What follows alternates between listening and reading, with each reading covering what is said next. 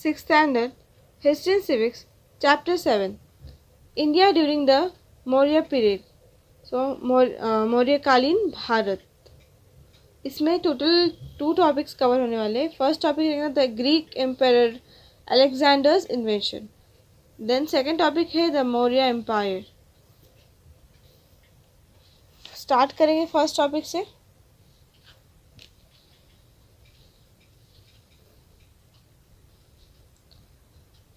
The Greek Emperor Alexander inventions. Alexander, the Greek Emperor, invaded India's northwestern frontier in 326 BC. Crossing the Indus, मतलब Sindhu river, he reached Takshashila. On the way, he met with forceful opposition from the local Indian kings. He defeated them all and successfully reached the Punjab. However, in this invasion, his army had to suffer severe hardships. The soldiers were eager to go back home. They rebelled against Alexander and he was forced to turn back. He therefore appointed Greek officers to administrate the conquered territories. They were called satraps. He started his return journey but died on the way back in 323 BCE at Babylon. Today, Babylon is in Iraq. So, यूनानी सम्राट मतलब ही Greek emperor यूनानी सम्राट Alexander अर्थात सिकंदर ने इन century कितना 326 मतलब ईसा पूर्व 376 में भारत के पश्चिमोत्तर प्रदेश पर आक्रमण किया था. ठीक है, किसने किया था? यूनानी सम्राट अलेक्जेंडर मतलब ही सिकंदर. उनको क्या बोलते थे?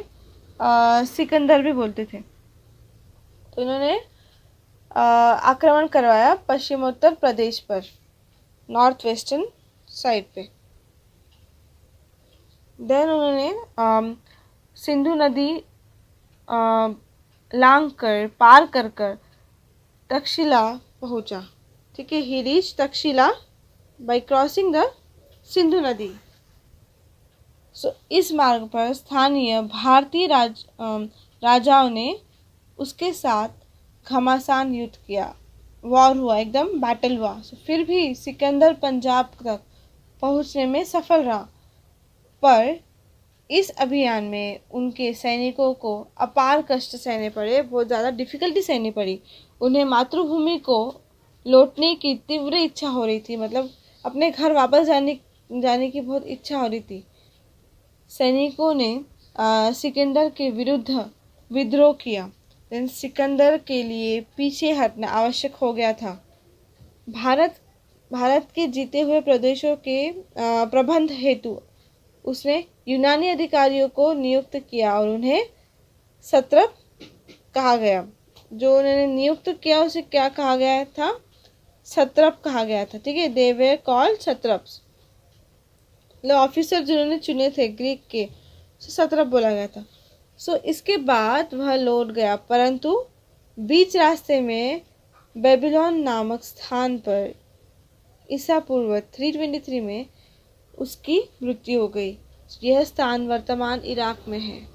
अभी ये जो बेबीलोन जो जगह है वो इराक में है. Alexander's campaign led to an increase in the trade between India and Western world.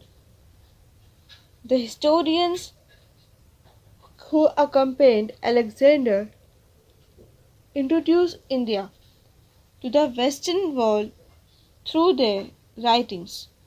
Greek sculptures influenced Indian art, giving rise to the Gandhara school of art.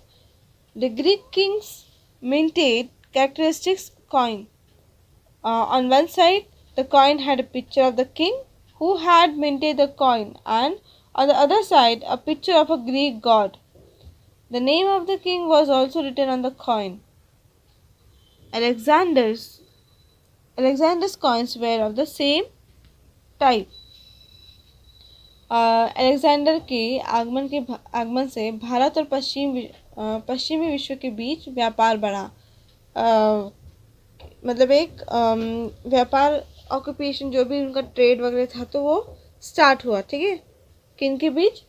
Bharat और पश्चिमी विश्व के बीच।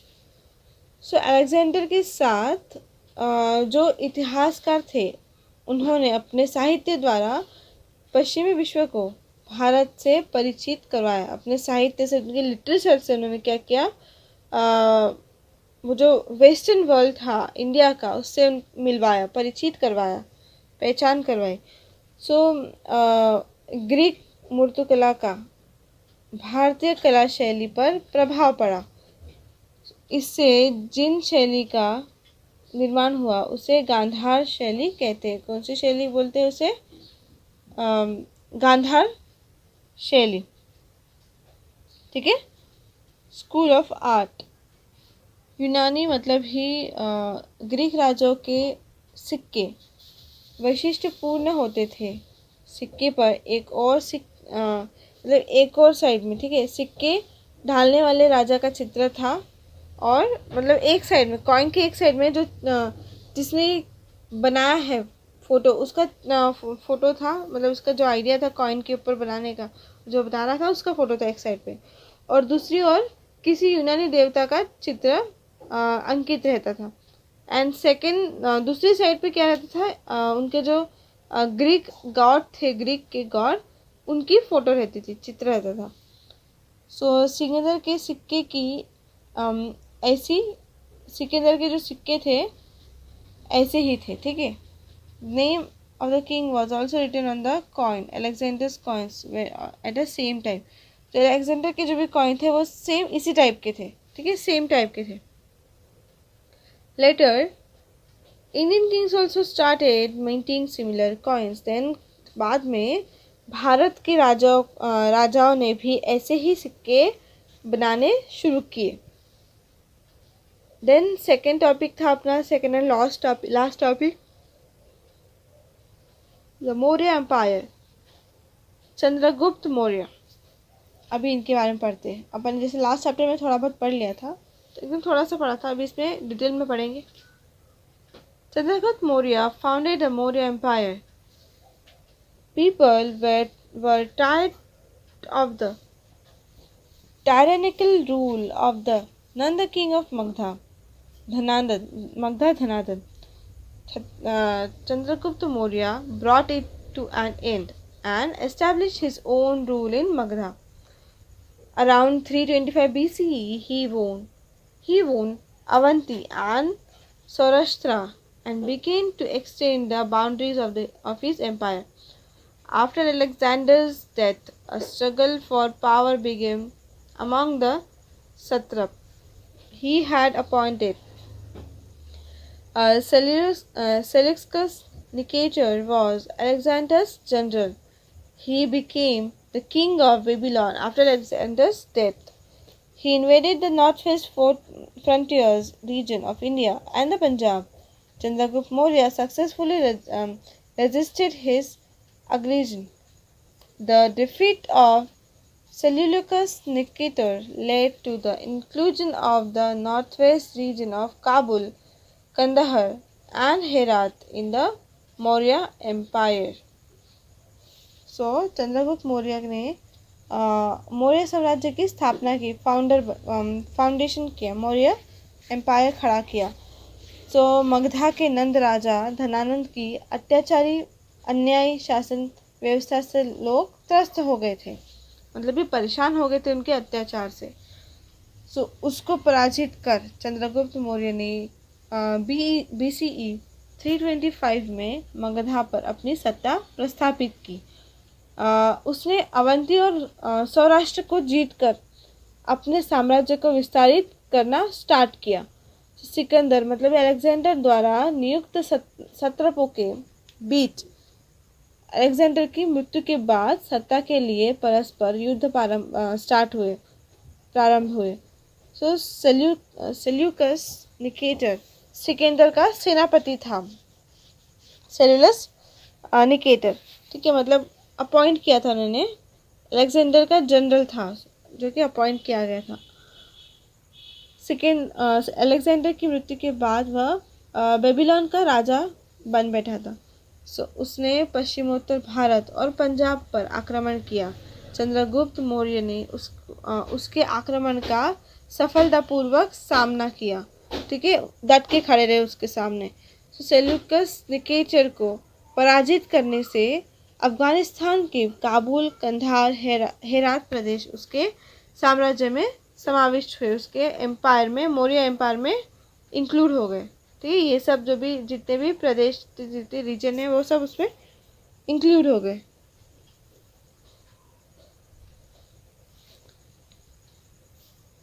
मेगास्थेनस Seleucus Nicator's ambassador stayed back at Chandragupta Maurya court.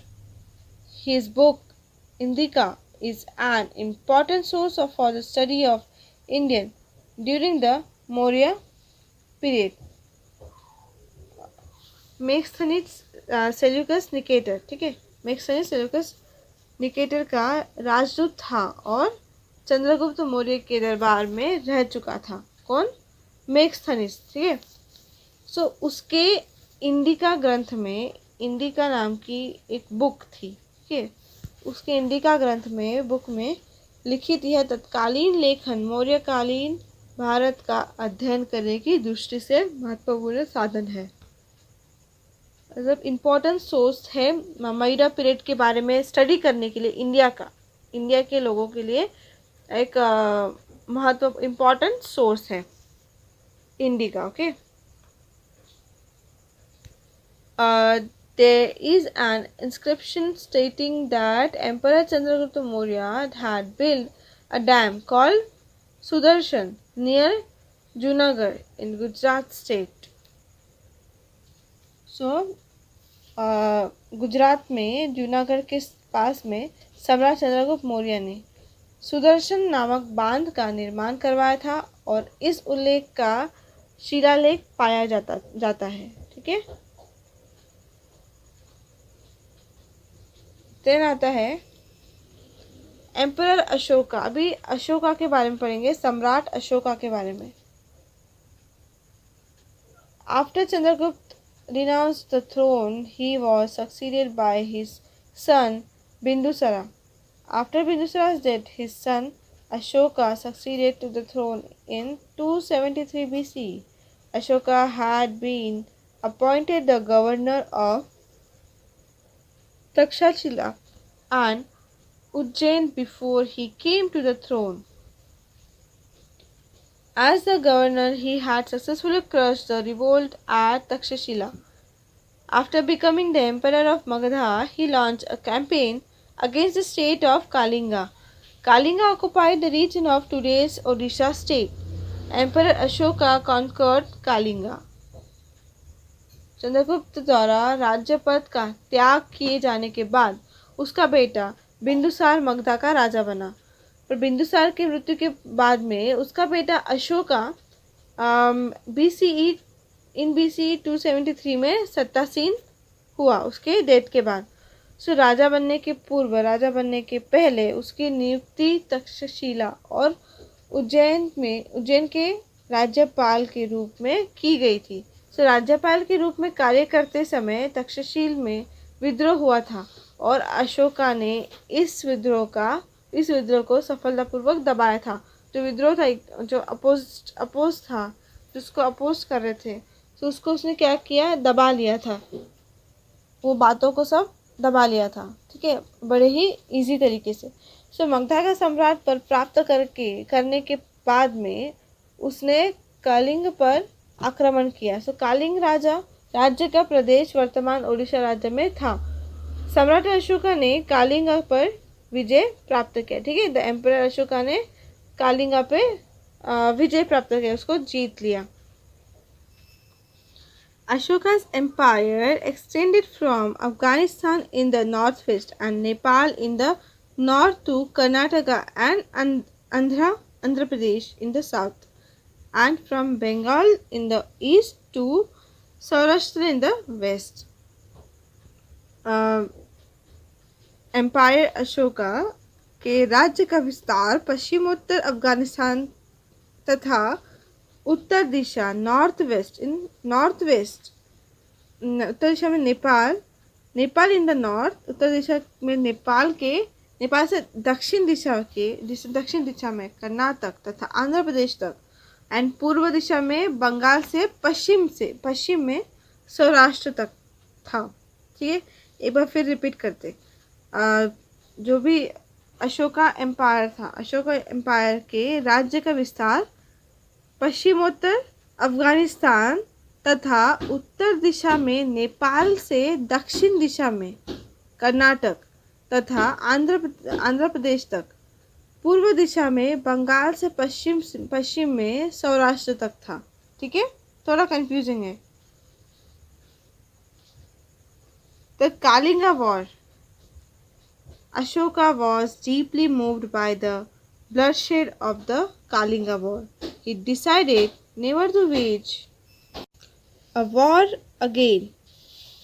He came to believe that truth, non-violence, compassion, and forgiveness were the important values. Ashoka wanted to spread these teachings among common people, and therefore he had pillar, edict, and stone inscriptions engraved throughout his kingdom. These writings are in the Brahmi script. In these inscriptions, he is referred to as Devanampiyo Piyadasi, the beloved of the gods, and he who looks on with affection. Another inscription states that 8 years after he ascended the throne, he made the conquest of Kalinga and had a change of heart on seeing the devastation in it caused. So Kalinga युद्ध में हुए रक्तपात मतलब bloodshed को देखकर अशोका ने फिर से कभी भी युद्ध न करने का निश्चय किया। मतलब वो जो खून खराबा देख के अशोका ने क्या डिसाइड किया कि वो कभी भी युद्ध न करने का उन्होंने क्या किया, डिसाइड किया।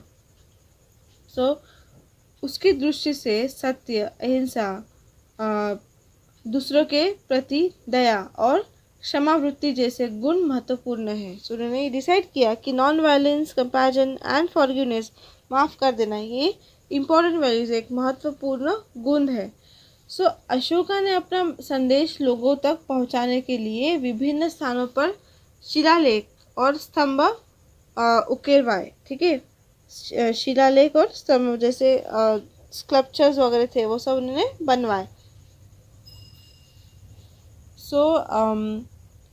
ये लेख ब्राह्मी लिपि में है। ठीक है, कौन सी लिपि में है वो? ब्राह्मी स्क्रिप्ट मतलब ब्राह्मी लिखी में है ये जो भी लेख है। इन लेखों में उसने स्वयं का उल्लेख देवानम प्रियदसी, ठीक है, देवानम प्रियदसी मतलब ही होता है ईश्वर का Priyadarshi, beloved of the god and he who looks on with affection, इस रूप में किया है। राज्याभिषेक होने के 8 इयर्स के बाद उसने कलिंगा पर विजय प्राप्त की और वहाँ हुए संसार को देखकर उसका हृदय परिवर्तन हुआ। यह उल्लेख उसके एक लेखन में मिलता है। ठीक है, ये Kalinga and has a change of heart on seeing the devastation it caused। जो भी वहाँ पे डिवास्टेट हुआ है, जो भी तहस नहस हुआ था वहाँ पे, इसको देख के उसका हार्ट क्या हो गया, चेंज हो गया, उसका हृदय परिवर्तन हो गया। An inscription of Emperor Ashoka at Delhi Tobda shows that he had put strict restrictions on the hunting of bats, monkeys, dinosaurs, and on setting fire to forests। Ashoka emperor ने दिल्ली टोपड़ा के एक लेख में चमगादड़, बंदर, गेंडा ये सब का शिकार न करे और जंगल में आग न लगाए जैसे कठोर प्रतिबंधन लिख कर रखे हुए थे। तो जैसे उन्होंने क्या किया था, डिसाइड कर लिया था, लिख के रख लिया था कि कोई भी जानवर को मारेगा नहीं, ठीक है, किसका भी शिकार नहीं करेगा और कोई भी जंगल में आग नहीं लगाएगा, इसके बारे में उन्होंने लिख लिया था। ये जो पिक्चर आपको दिख रही है, ये पिक्चर एम्परर अशोका की पिक्चर है, ठीक है। नेक्स्ट टॉपिक पढ़ते हैं, emperor Ashoka's work for the spread of religion. Ashoka had embraced Buddhism. He had convinced the Third Religious Council on Buddhism at Patliputra. Ashoka sent his own son Mahendra and daughter Sanghamitra to Sri Lanka for the spread of Buddhism. He also sent Bauddha bhikkhus to West Asia and Central Asia for spreading Buddhism. He also built many stupas and viharas. Ashoka ने स्वयं खुद बौद्ध धर्म स्वीकार किया था, तो उसने पाटलिपुत्र में बौद्ध धर्म की थर्ड परिषद का आयोजन किया था, थर्ड काउंसिल का उन्होंने आयोजन किया था पाटलिपुत्र में। सो बौद्ध धर्म के प्रसार हेतु अशोक ने अपने बेटे महेंद्र और बेटी संघमित्रा को श्रीलंका भेजा था। सो दक्षिण पूर्व मतलब एशिया, वेस्ट एशिया, ठीक है, दक्षिण पूर्व वेस्ट एशिया और मध्य एशिया, सेंट्रल एशिया के देशों में भी धर्म प्रसार हेतु बौद्ध भिक्षुओं को भेजा था। बौद्ध भिक्षुस को उन्होंने क्या किया था, भेजा था सेंट्रल एशिया में और वेस्ट एशिया में। सो उसने अनेक स्तूपों और विहारों का निर्माण करवाया। स्तूपस एंड विहारों का क्या किया, निर्माण करवाया। Public welfare activities. Emperor Ashoka laid stress on the creation of facilities for the welfare of the people. For example, he made provisions for free medicines and medical treatment for people as well as for animals. He built many roads and planted trees for shade on both sides of the roads. He dug wells and built धर्मशाला। अशोका ने मतलब public welfare activities क्या होता है, अशोका के लोक कल्याणकारी कार्य, public welfare, लोगों के लिए जो किया गया काम, पब्लिक वेलफेयर एक्टिविटी। सो अशोका ने प्रजा को सुख सुविधा उपलब्ध करने का बल दिया। सो जैसे लोगों को तथा पशुओं को निःशुल्क औषधि मिले, मतलब ही फ्री मेडिसिन मिले और फ्री मेडिकल ट्रीटमेंट भी मिले, ऐसी सुविधा उन्होंने उपलब्ध करा दी। उन्होंने अनेक सड़कों का निर्माण करवाया, रोड्स, ठीक है। ही बिल्ड मेनी रोड्स। देन छाव के लिए सड़कों के दोनों ओर पेड़ लगाए, ट्रीज, दोनों साइड में ट्रीज लगाए शेड के लिए, मतलब छाव आने के लिए। और धर्मशालाओं का निर्माण करवाया और डग वेल्स और कुएं भी खुदवाए, ठीक है, ये सब उन्होंने करवाया। Administration during the Maurya period, Pataliputra was the capital of the Maurya Empire. For the sake of administrative convenience, the empire was divided into 4 regions, each with its own capital. So, Maurya राज्य प्रशासन administrating during the Maurya period. So Maurya साम्राज्य की राजधानी पाटलिपुत्र थी। सो राज्य प्रशासन की सुविधा की दृष्टि से साम्राज्य के विचार विभाग बनाए गए थे। प्रत्येक विभाग की मतलब हर एक पार्ट की स्वतंत्र राजधानी थी। हर पार्ट की एक अलग उनकी खुद की राजधानी थी। ईस्टर्न रीजन की कौन सी थी, तोशाली, ओडिशा, ईस्टर्न मतलब पूर्व भाग। देन वेस्टर्न रीजन मतलब पश्चिम भाग का, Ujjaini, Madhya Pradesh. And southern reason मतलब दक्षिण विभाग, तो सुवर्णगिरी, कनकगिरी इन कर्नाटका। देन नॉर्थन रीजन मतलब होता है उत्तर विभाग, इसका कौन सा था, तक्षशिला, पाकिस्तान।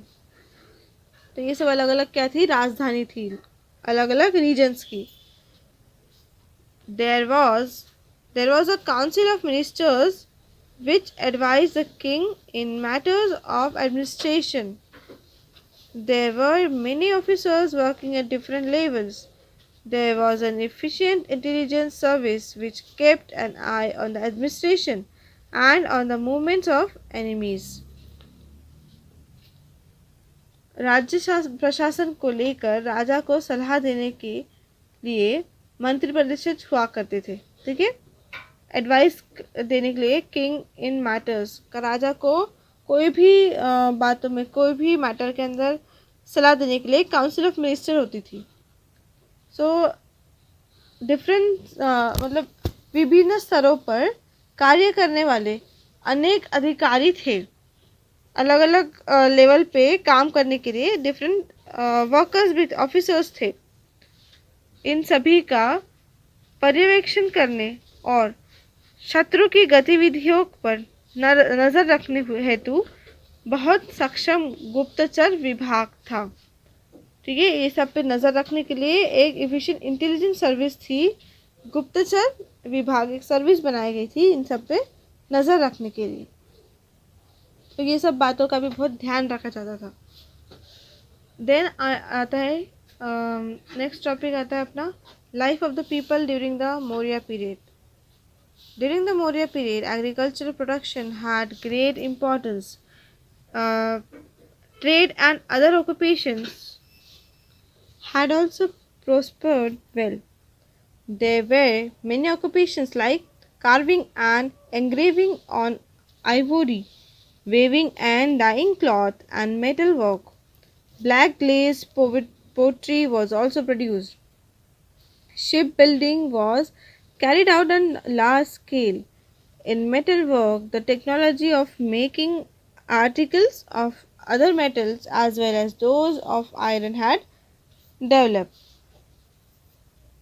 मौर्य कालखंड में, मतलब उस मौर्य के टाइम पे कृषि उत्पादन का बहुत महत्व था। ठीक है, एग्रीकल्चर के साथ साथ व्यापार तथा अन्य एग्रीकल्चर के साथ साथ व्यापार और अन्य उद्योग भी बहुत समृद्ध हुए थे, फेमस हुए थे। सो हस्ततंत्र पर उकेरने का कार्य, ठीक है, craving and engraving on ivory, हस्ततंत्र पर खुदेरना बोलते हैं ना अपन, सो उकेरने का कार्य। देन कपड़ा बुनना और रंगना, ठीक है, डाइंग क्लॉथ्स मतलब रंगना, ठीक है, उसको कलर देना कोई भी, और उसको बुनना। और धातु कार्य जैसे कई व्यवसाय चलते थे। धातु मतलब मेटल वर्क्स भी बहुत चलते थे। सो चमकने वाले काले रंग में मिट्टी के बर्तन बनाए जाते थे। ब्लैक ग्लेज्ड पोट्री, ठीक है, मिट्टी के बर्तन काले रंग के चमकने वाले बनाए जाते थे। जलपोतों का निर्माण भी बड़ी मात्रा में चलने वाला उद्योग था। शिप बिल्डिंग, ठीक है। देन धातु कार्य मतलब मेटल वर्क में अनेक मेटल के साथ लोहे की वस्तुएं बनाने की तकनीक विकसित हुई थी, डेवलप हुई थी। ठीक है, आयरन्स के चीज़ें बनाने के लिए भी एक टेक्निक डेवलप हुई थी।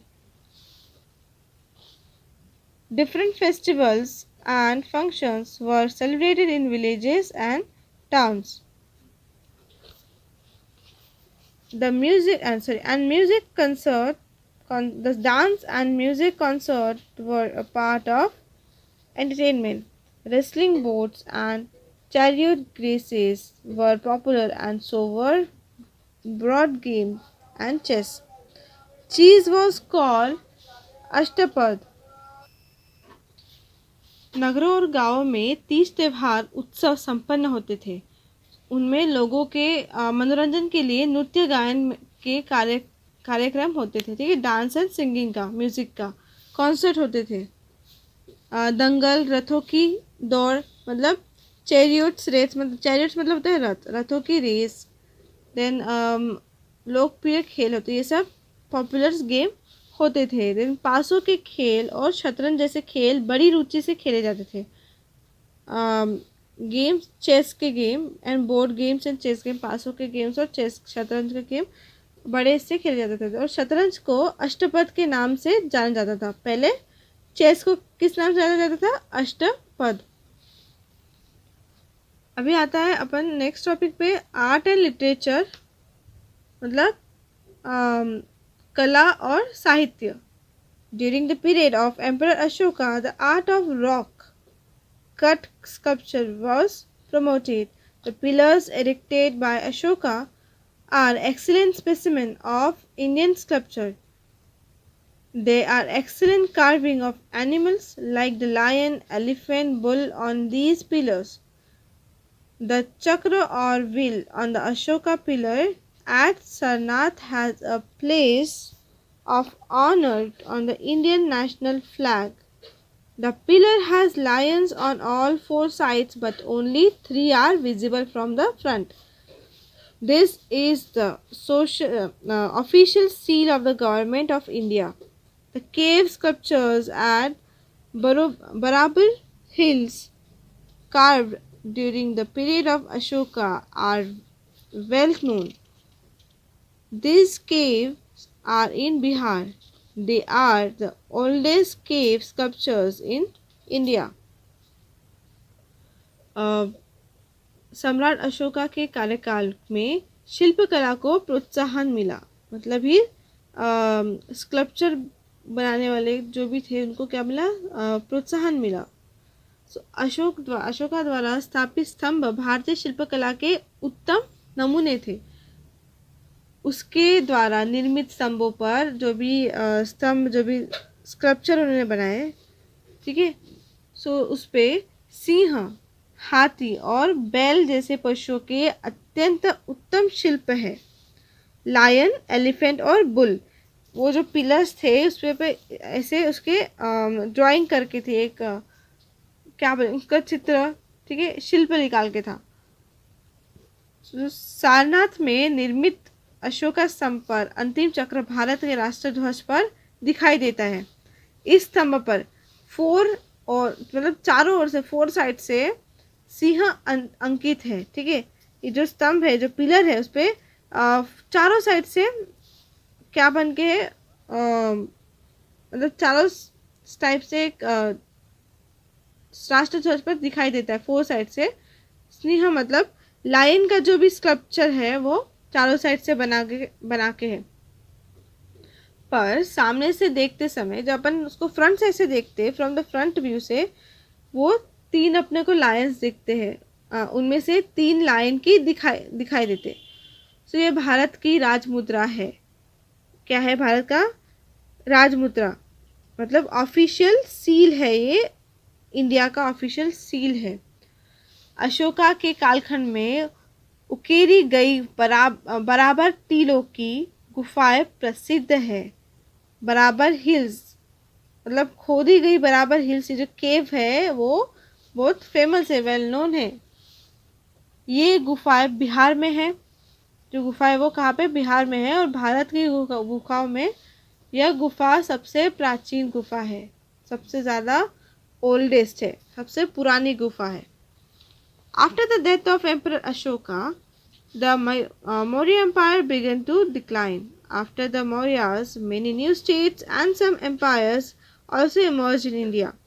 The Maurya Empire was the largest empire in ancient India. In the next chapter, we shall discuss the political and cultural happenings in the post-Maurya period. So, Emperor Ashoka की death के बाद मौर्य साम्राज्य का हास्य प्रारंभ हुआ, मतलब डिक्लाइन होने लगा, वो धीरे धीरे ख़त्म होने लगा। सो मौर्य कालखंड के बाद भारत में अनेक राज्य उदित हुए, मतलब अनेक स्टेट्स फॉर्म हुए, आए। सो कुछ साम्राज्यों का भी उदय, मतलब कुछ साम्राज्य ऐसे कुछ स्टेट्स है उनका भी इमर्ज हुआ, कुछ एम्पायर्स बने। मौर्य साम्राज्य प्राचीन भारत का सबसे विशाल साम्राज्य था, जो भी मौर्य एम्पायर था वो सबसे लार्जेस्ट एम्पायर था एंशियंट इंडिया के अंदर। मौर्य कालखंड के बाद घटित राजनीति एवं सामाजिक घटनाओं को हम अगले पार्ट में समझेंगे। क्या क्या अपन नेक्स्ट पार्ट में समझेंगे? Political and cultural happening in the post Maurya period. ठीक है, सो ये चैप्टर यहीं तक था, और इसकी जो भी एक्सरसाइज है, इस वीडियो के नीचे में एक लिंक है, वहाँ पे जाके इसकी पूरी एक्सरसाइज के जितने भी क्वेश्चन आंसर्स है वो आप डाउनलोड कर सकते हैं।